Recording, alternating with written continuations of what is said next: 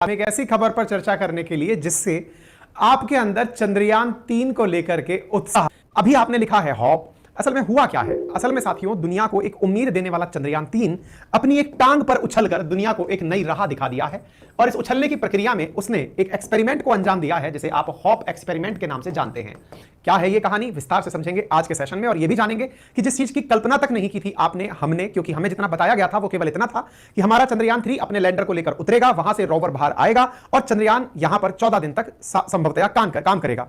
लेकिन अभी जो जानकारी मिली है वो ये है कि इसने अपनी जगह से उठकर वापस स्टार्ट होकर उठकर और दूसरी जगह बैठने का काम किया है। यानी ये यहां की सरफेस पर चहलकदमी कर गया है। क्या सर ये प्लानिंग का पार्ट नहीं था? बिल्कुल नहीं था। हम खुश क्यों हैं? हम खुश इसलिए हैं क्योंकि एक बार वर्ष 1967 में अमेरिका का भी एक मिशन इसी प्रकार से उठकर दूसरी जगह बैठा था, जिसके तुरंत 2 साल बाद अमेरिका ने चंद्रमा पर नील आर्मस्ट्रांग को उतार दिया था। मतलब यह है कि जब कोई भी लैंडर लैंड होता है, यह बड़ी बात है, लेकिन लैंड होकर के पुनः लिफ्ट हो जाए और फिर दूसरी जगह लैंड हो जाए। आप सोचिए, उस क्षण को याद कीजिए, वो 17 मिनट्स ऑफ टेरर याद करिए जिस समय भारत का यह लैंडर चंद्रमा की इस सतह पर लैंड हो रहा था। और लैंड होते होते हम सबकी धड़कनें एकदम बिल्कुल काउंट चल रही थी कि अब क्या होगा।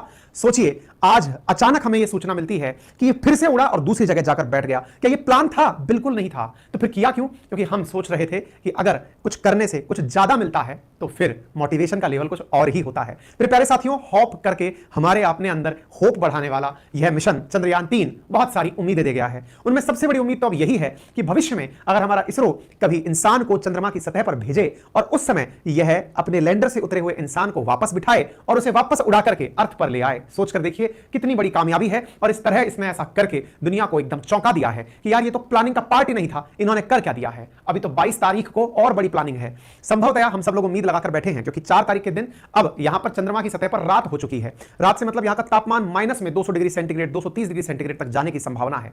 संभवतया इतनी ठंड में इसके सारे इलेक्ट्रॉनिक आइटम खराब हो जाएंगे, लेकिन उसके बावजूद भी इसरो ने उम्मीद नहीं छोड़ी है। 14 दिन के लिए गया हुआ यह हमारा मिशन संभवतया 22 तारीख को भी, अगर इसरो की बात सही मानी जाए, तो एक बार वापस से ऑन करके देखा जाएगा। और अगर ऐसा हुआ तो हो सकता है कि हमारा रोवर प्रज्ञान अगले 14 दिन फिर से चल पड़े, क्योंकि इसरो है कि कुछ भी कर रहा है। आज के सेशन में ये सारी बातें और विस्तार से जानते हैं। चलिए शुरू करते हैं। उम्मीद है कि आप सभी को चंद्रयान 3 से जुड़ी हुई सारी अपडेट ऑलरेडी होंगी।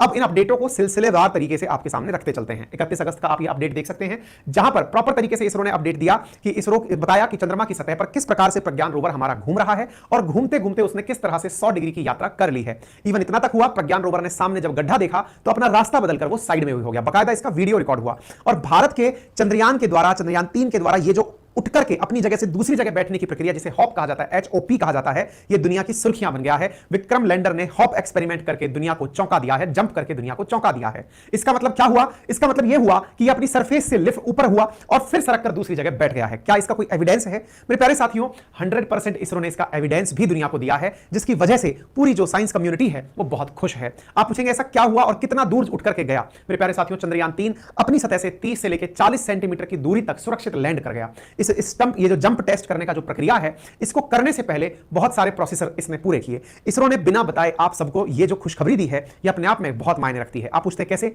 देखिए, आपको मालूम होगा जब हमारा लैंडर उतरा था उसमें से रोवर बाहर आया था, तो लैंडर के उतरने के बाद से लैंडर में जो भी इंस्ट्रूमेंट ओपन थे, जैसे हमारा एक पेलोड था जिसका नाम था चास्टे, वो ओपन था, इल्सा वो ओपन था, इन सबको बंद करके वापस से इस मशीन के अंदर पहले भरा गया। यानी ऑटोमेटिक इसने अपनी वापस से पैकेजिंग की है। जब उसने अपने अंदर इसकी पैकेजिंग कर ली है, उसके बाद यह लिफ्ट किया है। अब आपको मैं वो वीडियो दिखाता हूं जिसको देखकर, जिसको इसरो ने जारी किया है, जिसको देखकर आप भी अंदाजा लगा सकते हैं। देखिए, ये वीडियो बहुत मायने रखता है और बहुत, चूंकि सेंटीमीटर्स की बात है ना, इसलिए ये मायने रखता है। 3 सितंबर की बात है। देखिए, इस जगह को पहचानिए। आपको यहां पर प्रज्ञान का ये पैर दिखाई दे रहा होगा चलने का, है ना? अब देखिए, ये डस्ट जो उड़ी है, ये डस्ट उड़ने के बाद में ये डस्ट क्यों उड़ी है? क्योंकि हमारा लैंडर हल्का सा मूव हुआ है। और जब मूव हुआ है और ये मूव होकर के आप अगर नोटिस करेंगे तो देखिए ये हो गया। आप इस जगह पर अगर फोकस करेंगे तो ही आप इसे नोटिस कर पाएंगे। मैं फिर से आपसे गुजारिश करूंगा कि आप इसमें एक बहुत खास जगह है जिसे आप नोटिस करें। कौन सा है? फिर से देखिए। देखिए, आपको ये 2 लाइन दिखाई दे रही होंगी, एक ये रही और एक ये रही। यदि 2 लाइन दिख रही हैं तो ये हमारे प्रज्ञान रोवर के कारण छपी हुई लाइनें हैं, ठीक है? अगर आप इस एज को देखें तो आप देखेंगे कि ये वाला जो पैर जा रहा है, ये इस सरफेस के पास जाकर कट गया है ना? अब मैं वापस से दोहरा रहा हूं, ओरिजिनल वाली वीडियो दिखाता हूं, वापस से देखिएगा। का जो कैप्चर एरिया था वो टिल्ट होकर चेंज हो गया है। देखिए फिर से, ये देखिए आपको यहां पर ये प्रॉपर स्पेस दिखाई दे रहा है। ये लिफ्ट हुआ है, तो लिफ्ट होने से ये जगह देखो, लिफ्ट हुआ है, कुछ ही सेकंड का ये काम था, उड़ करके इसकी वजह से डस्ट उड़ी, हल्का सा इसने दिशा चेंज की और आपको ये जो रास्ता है ये आधा दबा हुआ दिखेगा। देखना, ये हल्का सा उड़ा और ये रास्ता दबा हुआ आपको नोटिस हो गया, क्योंकि कैमरे के अंदर यह बात रिकॉर्ड हुई है। उम्मीद है आप इस बात को समझ गए होंगे, जिसकी वजह से अब हमारी उम्मीदें बहुत बढ़ गई हैं। इसकी वजह से फ्यूचर में अगर हमें चंद्रमा से कोई सैंपल कलेक्ट करके लाना हो या इंसान को वहां भेजना हो, दोनों के बारे में हमें यह आसानी होगी कि हम अपने ही एक्सपेरिमेंट से यह सीख गए कि कैसे हम वहां से उठकर वापस आ सकते हैं। आपको मालूम होना चाहिए, इंडिया जापान के साथ मिलकर कुछ ऐसा ही प्लान कर रहा है कि यहां से जाकर कुछ सैंपल उठाकर वापस लेकर आए। इन तस्वीरों को जो मैंने वीडियो से दिखाया, आप इन्हें अब फिर से ऑब्जर्व कर सकते हैं। यहां देखिए, आपको ये प्रज्ञान के पद हैं जो दिखाई दे रहे हैं। आप कहेंगे प्रज्ञान के पैर से क्या लेना देना, उड़ा तो लैंडर है ना। अरे भाई, तो लैंडर ने ही तो प्रज्ञान की तस्वीरें ली थी। अब प्रज्ञान की तस्वीरों का जो रूट था, अगर आप इसे नोटिस करें तो देखिए, ये था पहले रूट, ये वाला, ये रहा रूट। उम्मीद है आपको विजिबल होगा।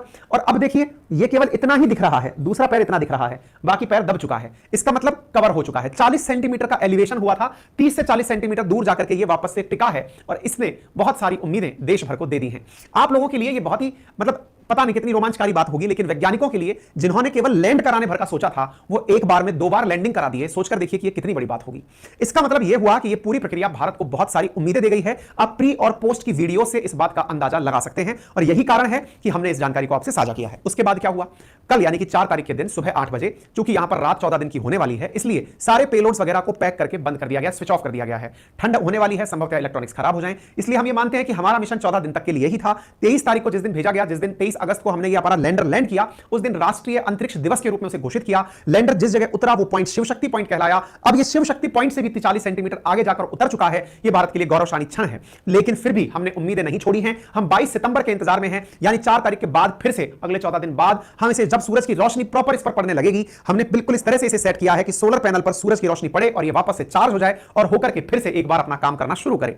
ऐसी स्थिति में इसके लगे हुए सारे पेलोड्स को स्विच ऑफ करके पूरी तरह से शांत कर दिया गया है। 22 तारीख के इंतजार में इसे स्लीप मोड पर भेज दिया गया है। हमने अगर कहा कि चंद्रयान 3 का कार्यक्रम तो वो यहां तक पूर्ण हो चुका है, लेकिन जब हमने ये कारनामा कर दिखाया है तो हमारी अब 22 तारीख के लिए भी उम्मीदें और बढ़ गई हैं। देखना होगा उस समय तक क्या होता है। अंतरराष्ट्रीय मीडिया में भी इस बात की कवरेज प्रॉपर तरीके से आई। नासा का कौन सा मिशन था, तो ये सर्वेयर मिशन 6 था, जो कि 1967 में इसी प्रकार से उठा था, कुछ दूर चला था, जिसकी बाद में 1969 में अमेरिका ने नील आर्मस्ट्रांग के साथ अपना मिशन भेज दिया था, जिसमें कि वहां पर इन्होंने प्रॉपर तरीके से सबसे अच्छी जो है अमेरिका ने वहां पर लैंडिंग की थी। उम्मीद है आप सभी साथियों को यह बात अब अच्छे से समझ में आ रही हो। ठीक है, हालांकि हमने आपको समय समय पर अपडेट्स दिए हैं। अपडेट्स में हमने आपको बताया है कि जिस दिन उतरा था वो राष्ट्रीय अंतरिक्ष दिवस होगा, जिस जगह से चलकर ये आगे गया है वो जगह अब शिव शक्ति कहलाएगी। इसके लिए हमने अपने ट्विटर पर भी आपको जानकारियां साझा की थी। आप हमें ट्विटर पर हमारे हैंडल @KA_अंकित पर फॉलो कर सकते हैं। इसी प्रकार की जो अपडेटेड खबरें हैं वो हम आपके साथ वहां पर भी साझा कर रहे हैं, आप मुझे वहां पर कनेक्ट कर सकते हैं। ठीक है, उम्मीद है आपको यह बात समझ में आई हो। इसके अलावा हमारे इस पूरे सिस्टम ने क्या खोजा, केवल उठने का काम ही किया या फिर कुछ और काम भी किया?